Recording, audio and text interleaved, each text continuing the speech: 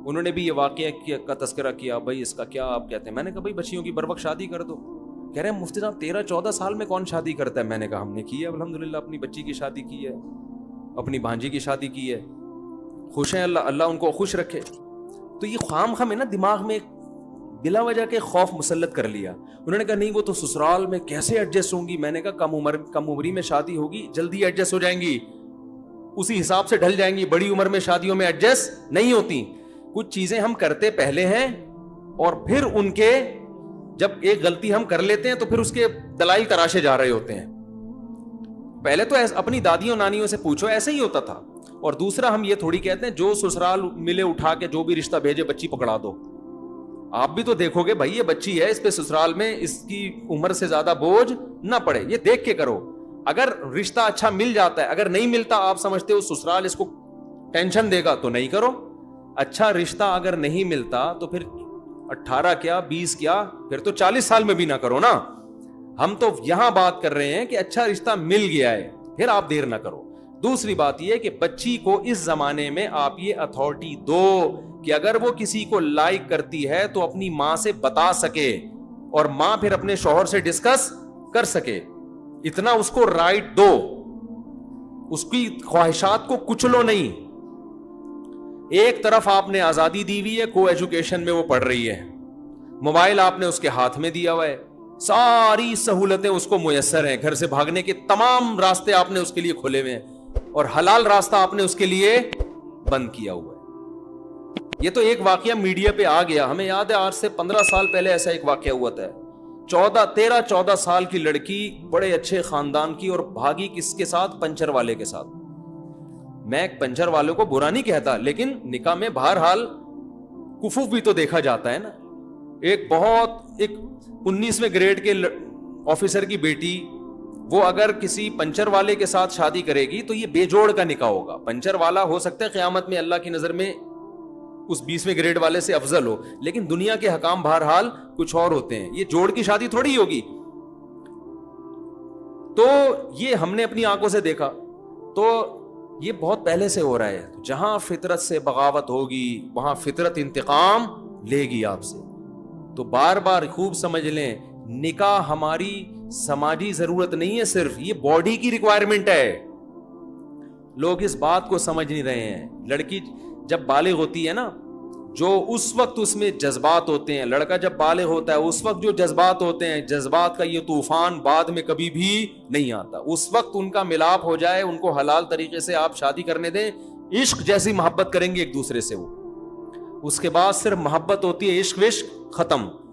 اور پھر ایک عمر ایسی آتی ہے کہ بزرگوں کا آپس میں ایک ایگریمنٹ ہوتا ہے کہ ہم ہنسی خوشی آپس میں زندگی مل کے گزارنے کی کوشش کریں گے. ہم ٹرائی کر کے دیکھ لیتے ہیں. جو 40 سال میں اسی قسم کی سیٹنگ ہو رہی ہے, کوئی جذبات ہی نہیں ہوتے, سیٹنگ ٹوٹ جائے تو ٹھیک ہے, نہیں ٹوٹی.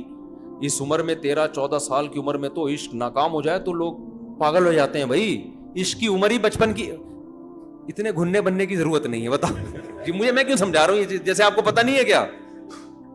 یہ بات مشہور ہے یا نہیں ہے کہ عشق ہمیشہ بچپن میں ہوتا ہے, بڑی عمروں میں عشق نہیں ہوتا. یہ بچپن کے مسائل ہیں. کیوں؟ عورت کی طرف رغبت یہ باڈی کی ریکوائرمنٹ ہے. تو یہ جیسے انسان بالغ ہوتا ہے, لڑکی بالغ ہوتی ہے, اس وقت یہ میڈیکل سائنس کہتی ہے اتنی بھرپور یہ خواہش ہوتی ہے کہ وہ جذبات بعد میں کبھی بھی پیدا نہیں ہوتے. تو میرے بھائی روٹی کا سب سے بہترین وقت کیا ہے؟ جب شدید بھوک لگے. تو شادی کا بھی سب سے بہترین وقت وہی ہے جب شادی کی سب سے زیادہ خواہش ہو. تو ماں باپ کو چاہیے خود ہی کر دیا کریں. اور عقل مند ماں باپ الحمدللہ ایسے حالات واقعات دیکھ کے ان کو عبرت حاصل ہو رہی. ان کی بچیاں بالغ ہوتی ہیں, وہ کہتے ہیں کہ مجھ سے کہہ رہے ہوتے ہیں مفتی صاحب کوئی اچھا مناسب رشتہ ہو. مجھے خوشی ہوتی ہے کہ یار تھوڑا سا یہ ٹرینڈ الحمدللہ چل پڑا ہے کہ بھئی بچی بالغ ہو گئی ہے, ہم چاہتے ہیں کوئی مناسب. اصل میں پرابلم ساری پتہ ہے کیا ہے؟ مناسب رشتے نہیں مل رہے, ورنہ ماں باپ کر دیں. ان کو ڈر ہوتا ہے بچی چھوٹی ہے, یہ سسرال جا کے اس کا قیمہ نہ بنا دے, کہیں ساسیں کچل کے نہ کھا جائیں اس کو, ٹینشن دے دے کے. یہ ڈر ہوتا ہے بہرحال. تو ساس کو بھی چاہیے دل بڑا کرے, بھائی بچی ہے اس کو بچوں کے حساب سے ہی ہم نے لے کے چلنا ہے, آرام آرام سے اس کو اپنے خاندان کے لحاظ سے ایڈجسٹ کرنا ہے. تو اگر یہ چیز معاشرے میں ہوگی تو ایسے واقعات نہیں ہوں گے. اچھا اس میں ایک غلط چیز یہ بھی سامنے آئی ہے, جب یہ میڈیا پہ خبر چلی ہے تو اس میں یہ بتایا گیا کہ مسجد کے امام کو کہا گیا کہ اس بچی کے بارے میں گمشدگی کا اعلان کریں, تو اس نے کہا یہ بچی شیعہ ہے, نام سے لگ رہا ہے, تو میں اعلان نہیں کروں گا. یہ بہت بددیانتی ہے. میں یقین سے کہہ سکتا ہوں امام نے ایسا نہیں کیا ہوگا. ہم اماموں کو جانتے ہیں, کوئی فرقہ واریت اتنے عروج پہ نہیں پہنچی ہے. میں کہتا ہوں کوئی قادیانی کی بچی بھی گم جائے گی نا تو بھی اعلان کر دے گا مسجد کا امام. کوئی عیسائی کی بچی بھی گھومے گی, ایسا نہیں ہوتا. آپ روڈ پہ جب کوئی مر رہا ہوتا ہے تو آپ یہ دیکھتے ہو کہ قادیانی ہے تو مرنے دو, شیعہ ہے تو, کوئی اہل حدیث ہے یا بریلوی ہے یا دیوبندی ہے یا شیعہ ہے تو کوئی کرتا ہے ایسے؟ اتنا کوئی کون امام بدبخت ہوتا ہے یار جو آپ کو کہے کہ شیعہ لڑکی ہے اور میں اعلان نہیں کروں گا. ایسا نہیں ہوتا. اور اگر کسی امام نے ایسی بدبختی کی بھی ہے بالفرض کہ لڑکی کے نام سے لگ رہا ہے شیعہ, میں اعلان نہیں کروں گا, تو آپ اس کو ہائی لائٹ کر کے فرقہ واریت کو ہوا نہ دیں. اس سے کیا ہوگا, جب پتہ چلے گا شیعہ لوگوں کو کہ امام نے شیعہ ہونے کی وجہ سے اعلان کرنے سے منع کر دیا, تو شیعوں کے جذبات بھڑکیں گے نا سنیوں کے خلاف کہ یار یہ اتنے میلے ہوتے ہیں کہ ہماری بچی کا نام سامنے آیا تو مسجد کا امام اعلان نہیں کر رہا. تو اس سے شیعوں کے دل میں سنیوں کی نفرت بڑھے گی کہ نہیں بڑھے گی؟ پھر ان کا بھی کوئی عالم بیان دے دے گا سنیوں کے خلاف, پھر کوئی سنی بیان دے دے گا ان کے خلاف. تو آپ ملک میں محبت پیدا کر رہے ہو یا لڑوا رہے ہو شیعہ سنی کو آپس میں؟ اگر کسی نے یہ جرم کیا بھی ہے تو جاؤ اس کو آرام سے جا کے الگ سے جا کے سمجھاؤ, تو انسان کا بچہ ہے, تو کیا کر رہا ہے؟ یہ کوئی موقع ہے کہ شیعہ لڑکی تھی یا سنی لڑکی تھی؟ بھائی انسان ہے, ہمارے ملک کا ایک فرد ہے, ماں باپ پریشان ہے, اعلان کرو. ہم تو اس لیے اس کو مسجد میں اعلان کرنا یہ گمشدگی ٹھیک ہے نہیں, مسجد کوئی تھانہ نہیں ہوتا. تو کوئی اس بیس پہ منع کرتا ہے کہ مسجد میں اعلانات نہیں تھانے سے ہونے چاہیے, وہ ایک الگ مسئلہ ہے. لیکن اس بیس پہ کوئی میرا خیال ہے نہیں منع کرے گا کہ یہ شیعہ ہے یا یہ اہل حدیث ہے یا یہ دیوبندی ہے یا بریلوی. اتنے برے الحمدللہ مولانا لوگ ابھی نہیں ہوئے ہیں, ٹھیک ہے نا. ہم بھی مولانا ہیں, ہمیں بھی مولاناؤں کا پتہ ہے. آپس کے اختلاف چلتے ہیں ممبروں پہ, وہ اس نے یہ کہہ دیا تو وہ یوں ہے, یہ یہاں تک چلتا ہے اختلاف, پھٹے ہوتے ہیں. اتنے ابھی میرا خیال ہے نہیں ہے کہ گمشدگی کے اعلان اس بیس پہ نہیں کر رہے کہ یہ فلانے فرقے کا تو فلانے فرقے کا, اتنے ہیں. اور اگر کوئی امام برا ہے تو یہ اس کا ذاتی مسئلہ ہے, اس کو جا کے سمجھاؤ, اس کو ہائی لائٹ کر کے شیعہ سنی کی جنگ پیدا نہ کرو. اچھا بھائی, اور ایک اہم بات یہ بھی ہے جو دعا زہرا والی لڑکی کا واقعہ ہوا ہے, بچیوں کو موبائل نہ دو ہاتھ میں. سمجھتے ہو, جب بچی کے پاس اینڈرائڈ فون آ گیا, لڑکا یا لڑکی دونوں کا حکم ہے, تو بس اب آپ کی دسترس سے وہ کیا ہو گیا, آزاد. بچوں کو نیٹ استعمال کرنا ہے موبائل کے بجائے, گھر میں کمپیوٹر, کھلے میں کمپیوٹر رکھ دو. بھائی جس نے اسکول کا ورک کرنا ہے یہاں بیٹھے, کنڈی لگا کے کمرے میں کوئی بھی نہیں بیٹھے گا. یہ کامن روم ہے, کمپیوٹر روم ہے, ایک بچے زیادہ ہے تو 2-4 رکھ دو سسٹم لا کے گھر میں. بھائی جس نے ورک رائے اور وسائل سے روک نہیں رہے, آپ ترقی کی دور میں پیچھے رہ جائیں گے بالکل. اگر آپ یہ نیٹ کا استعمال ہی نہیں کریں گے, مکھنجو بن جائیں گے تھوڑے دنوں میں آپ. وہی ہو جائے گا. ایک صاحب آئے ہمارے استاد سے کہنے لگے ہم نے انٹرنیٹ پر اپنی بیک سائٹ کھول لی, آپ بھی کھول لیں. ویب سائٹ کو کہہ رہے تھے بیک سائٹ. تو اتنا دیسی بن جاتا ہے پھر آدمی اگر یہ شروع سے یہ چیزیں استعمال ہی نہ کرے نا. تو ہمارے استاذ کے پاس آ کے کہنے لگے ہم نے انٹرنیٹ پر اپنی بیک سائٹ کھولی ہے, آپ بھی کھول لیں. انہوں نے کہا اللہ نے ہماری بیک سائٹ چھپائی ہوئی ہے, اس کو چھپائی رہنے. خدا کا واسطہ یہ مشورے ہمیں مت دو. تو اگر آپ جدید تعلیم سے اتنا پیچھے رہ جائیں گے تو ویب سائٹ کو آپ کیا کہیں گے, بیک سائٹ. وہ تو شکر ہے ہمارے استاذ کے پاس آ گئے, کسی چینل پہ انٹرویو نہیں دیا انہوں نے, ورنہ انٹرویو دے رہے ہوتے. حضرات ہم سب کو مشورہ دیتے ہیں تمام پاکستانیوں کو اپنی بیک سائٹ کھول لینی چاہیے. ملک کی بے عزتی ہو جاتی کہ نہیں ہو جاتی. تو اس لیے میں یہ نہیں کہہ رہا کہ بچوں کو ان جدید وسائل اور ذرائع اور ٹیکنالوجی سے آپ روکیں, نہ وہ پیچھے رہ جائیں گے.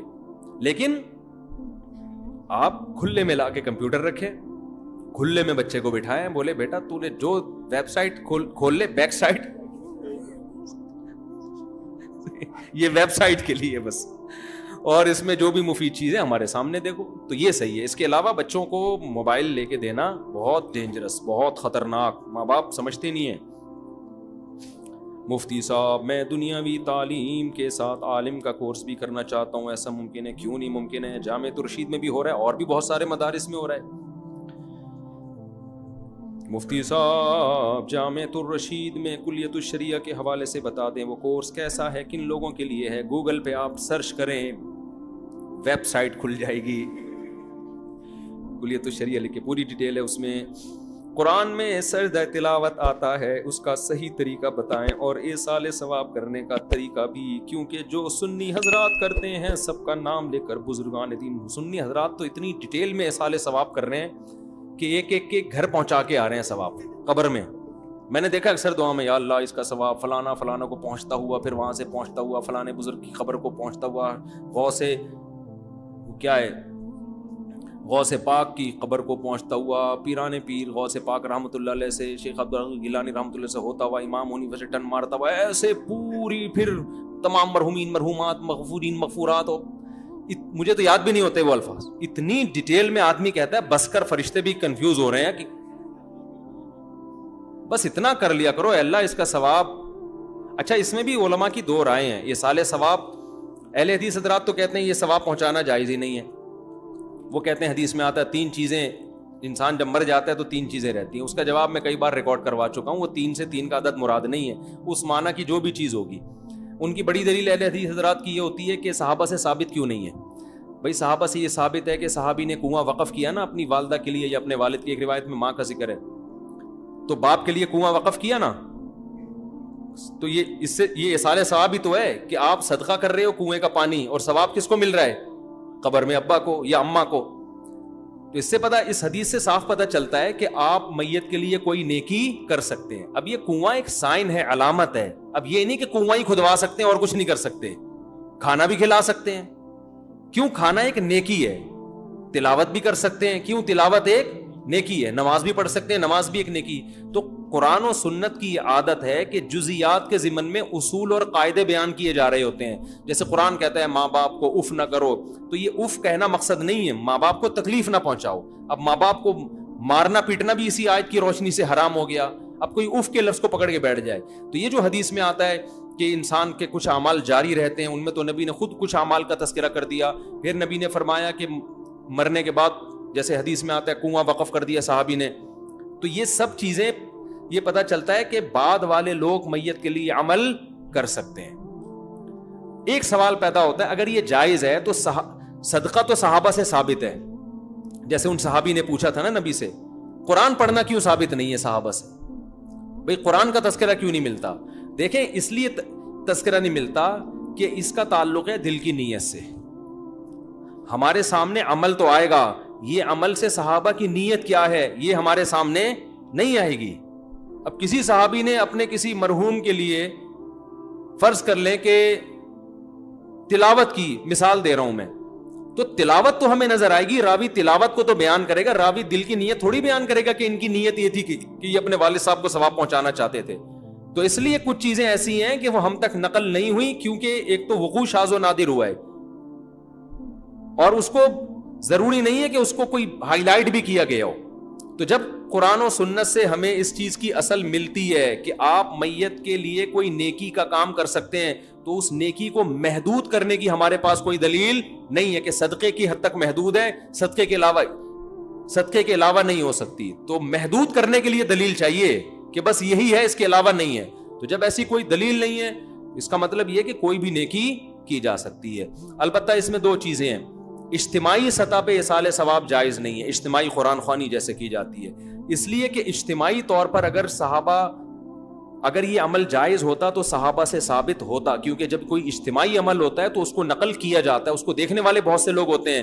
جبکہ ہمیں نہیں ملتا کہ ابو بکر رضی اللہ عنہ کا انتقال ہوا تو حضرت عمر نے تمبو لگا کے ان کے لیے قرآن خوانی کی ہو, کہیں بھی نہیں ملتا. حضرت عمر کی شہادت ہوئی تو حضرت عثمان نے ان کے لیے پبلک کو جمع کر کے قرآن پڑھوایا ہو, جب نہیں ملتا. حالانکہ اگر یہ ایک دفعہ بھی ہوا ہوتا تو نقل ہوتا. تو اٹ مینس کہ اجتماعی قرآن خوانی میت کے لیے جائز نہیں ہے, بلکہ کوئی بھی اجتماعی عمل جائز نہیں ہے. تو یہ انفرادی عبادت ہے, آپ کے دل کی نیت ہے کہ آپ دل میں نیت کرتے ہو بھائی میں تلاوت کر رہا ہوں کس کے لیے, اپنے باپ کو ثواب پہنچانے کے لیے. میں صدقہ کر رہا ہوں کس کے لیے, اپنے والد کے لیے. دل میں نیت ہے, اور اجتماعی عمل اس میں نہیں ہے. اب ہماری رائے تو یہی ہے کہ نیکی پہنچانا جائز ہے, اور اس کی وجہ ایک اور بھی ہے کہ جب دونوں طرف دلائل ہیں تو ان دلائل کو ترجیح دی جائے نا جس میں اللہ کی رحمت زیادہ ہو, اللہ کی رحمت بھی زیادہ ہو اس میں, جو اللہ کی رحمت کے زیادہ قریب ہے. اگر آپ ایک نیکی کو باؤنڈ کر دیتے ہیں تو اس کا مطلب آپ اللہ کی رحمت کو محدود, کہ صرف صدقے کا ثواب اللہ پہنچائے گا, تلاوت کا نہیں پہنچائے گا. تو مزاج شریعت کے زیادہ قریب یہی ہے کہ کوئی بھی نیکی کی جائے. دوسرا اس میں فائدہ بھی ہے, اس بہانے لوگ نیکیاں زیادہ سے زیادہ کریں گے. بعض لوگ اپنے لیے نہیں کر رہے ہوتے, اپنے والدین کے لیے کر رہے ہوتے ہیں, لیکن کر تو نیکی رہے ہوتے ہیں نا, تو نیکی کو معاشرے میں فروغ ملے گا. اب اس میں خود علماء حنفیہ کی دو رائے ہیں کہ ثواب ڈیوائیڈ ہو کے پہنچتا ہے یا بغیر تقسیم کے پہنچتا ہے. سمجھتے ہو؟ تو جن حضرات کی رائے یہ کہ تقسیم نہیں ہوتا, تو جب تقسیم نہیں ہوتا, تقسیم کا مطلب کم نہیں ہوتا, جتنا ثواب جس کو پہنچاؤ گے سب کو پورا پورا ملے گا, تو ان کے نزدیک تو پھر یہ ہے کہ بھائی پھر آدم علیہ السلام سے لے کے وہ پورا جو سیٹ اپ شروع ہوتا ہے ہمارا وہاں سے جو آج کل چل رہا ہے نا یہاں سے ہوتا ہوا, تو ان کو میں کہتا ہوں پھر اتنی ڈیٹیل کے بجائے ہول سیل کے حساب سے ثواب پہنچا دو, اللہ اس کا ثواب سب کو پہنچے. تو یہ آدھا گھنٹہ تو اسی میں لگا دیتے ہیں, وہ یہاں سے ٹن مارا, وہ جو میں نے ابھی ڈیٹیل شروع میں بتائی آپ کو. اور ایک علماء کی رائے یہ بھی ہے, یہ بھی بڑی مضبوط رائے ہے, کہ یہ ثواب تقسیم ہوتا ہے. مثال کے طور پر آپ نے 500 روپے صدقہ کیے باپ کے لیے, تو باپ کو پورے 500 کا ثواب ملے گا. اور اگر آپ نے کہا یہ میرے والدین کے لیے, تو 250 صدقے کا ثواب ابا کو, 250 صدقے کا ثواب اماں کو. تو یہ بھی ایک مضبوط رائے ہے. اس رائے میں پھر آپ جتنا, اس رائے کے مطابق آپ سب کو اگر پہنچاؤ گے تو وہ ثواب کی مقدار کیا ہوتی چلی جائے گی؟ کم ہوتی چلی جائے گی. دلیل کے لحاظ سے یہ رائے زیادہ قوی ہے. اس لیے زیادہ قوی ہے کہ جب صحابہ